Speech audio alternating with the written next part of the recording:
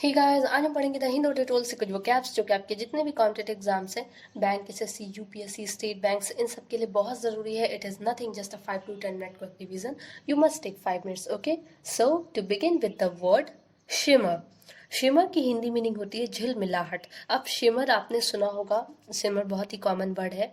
कहते हैं ना, किसी फैब्रिक की भी बात करते हैं तो बहुत ही शिमरी फैब्रिक है, यानी कि बहुत ही चमकीली चीज़ है ये. ओके, तो उसी से ये आया है शिमर, जिसका मतलब होता है झिलमिलाहट. झिलमिलाता हुआ कोई भी चीज़, यानी कि चमकता हुआ कोई भी चीज़, उसे कहते हैं शिमर.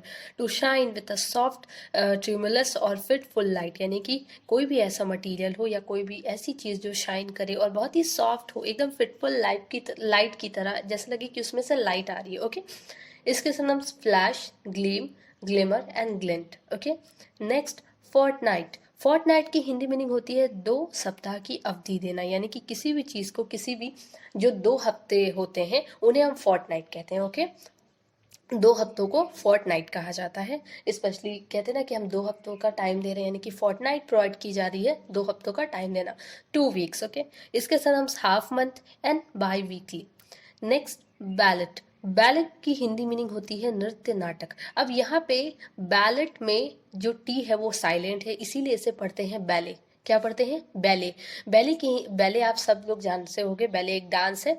तो उसे कहते हैं नृत्य नाटक, मतलब वही एक जो पैर के थ्रू सिर्फ पैरों पे किया जाता है, उसे कहते हैं ballet. Okay, style of dancing that tells a story with music but without words, यानी कि एक ऐसी डांसिंग जो क्या बताए, आपको कुछ स्टोरी बताए कि मतलब लोग डांस करते हैं तो उसमें सिर्फ वो म्यूजिक पे डांस करते हैं, उसमें कोई वर्ड्स नहीं होता. ओके, इसके सनम्स कोरियोग्राफी कह सकते हो, dance and toe dancing. Okay, next twirl. Twirl की हिंदी मीनिंग होती है घुमाव, यानी कि कोई चीज़ अगर घुमावदार है तो उसे कहेंगे twirl. Okay, to turn round and round quickly, यानी कि कोई चीज़, ऐसी चीज़ जो क्या हो, काफ़ी तेज़ी से राउंड घूमे, मतलब गोल गोल घूमे और बहुत तेज़ी से घूमे.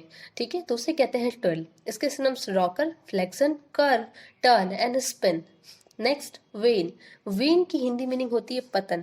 अब पतन आप सब लोग जानते हो, कहते हैं ना कि अब उसने बहुत ज़्यादा ही क्राइम कर लिया है तो अब बस उसका पतन ही होगा, यानी कि अब वो क्या होगा, नीचे गिरता चला जाएगा, अब वो डाउन होते चला जाएगा. यानी कि टू बिकम ग्रेजुअली वीकर और लेस इम्पॉर्टेंट, क्या होना, धीरे धीरे कमज़ोर पड़ते जाना और कम इम्पॉर्टेंट होते चले जाना. ओके, इसके सिनोनिम्स हो गए fall, decline, downfall and relapse. Next render. अब रेंडर की हिंदी मीनिंग होती है प्रदान करना, यानी कि किसी कुछ भी चीज़ प्रोवाइड करना, देना. अब देखो, रेंडर जो कोई भी चीज़ प्रोवाइड करना उसे भी रेंडर कहते हैं, और जो प्रोवाइड करने वाला पर्सन होता है उसे भी रेंडर ही बोला जाता है. ओके, टू गिव हेल्प, चाहे वो क्या हो, हेल्प देना एट्सेट्रा, कोई भी चीज़ हो, टू समबडी, किसी को भी, तो उसे कहेंगे रेंडर. ओके, देने वाले को भी कहेंगे और जो चीज़ हम देते हैं उस चीज़ को भी क्या कहेंगे, रेंडर ही कहेंगे. जैसे हम दे रहे हैं उसे, तो हम उसे प्रदान करें, हम उसे रेंडर कर रहे हैं. ओके, इसके सिनोनिम्स हो गए प्रोवाइड, डिस्प्ले, सप्लाई एंड प्रोफर.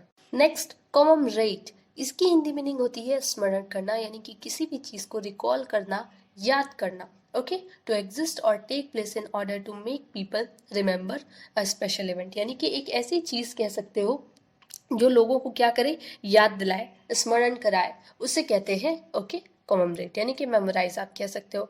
इसके सिनोनिम्स हो गए recollect, reminisce, recall and remind. Okay, next coax. Coax की हिंदी मीनिंग होती है फुसलाना, किसी को भी बहलाना, फुसलाना, क्या कहलाता है, कोएक्स कहलाता है. टू परस्यूट समबडी जेंटली, यानी कि किसी भी पर्सन को क्या करना, परस्यूट करना, उसे बहकाना, उसे फुसलाना, अपनी बातों में उलझाना, कोएक्स कहलाता है. नेक्स्ट सॉरी, इसके सिनोनिम्स हो गया ensnare and allure and proselytize. Okay, ये इसके सिनोनिम्स है.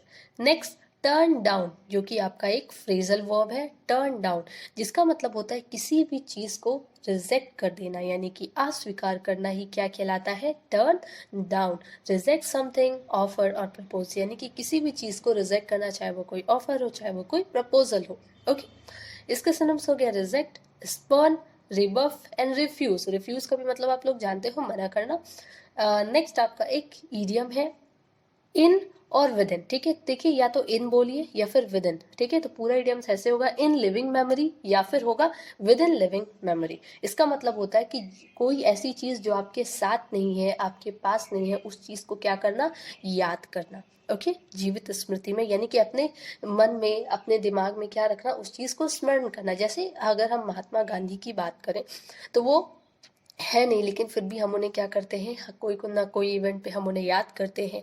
ओके, तो वही है कि कोई चीज़ जो हमारे साथ नहीं है, पास नहीं है, लेकिन फिर भी हम उसे क्या करते हैं, याद रखते हैं।